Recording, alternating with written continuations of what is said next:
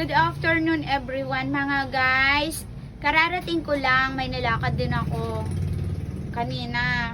Ngayon, binigyan ako ni Alexa, yung daughter ko, ng small aircon. Napakalamig daw ito kasi nakabili na siya ng bago niya na aircon. Yung lumang aircon niya, iwan ko saan niya pinamigay. Tapos ngayon, eto, may maliit siya.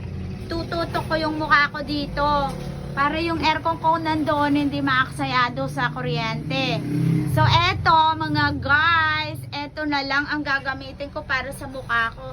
Itutok ko yung mukha ko para hindi ako mainitan. Ang cute ng aircon na to mga guys. Oh, lalagyan ko lang daw ng ice cube sa loob. So eto, i-try ko to mamaya.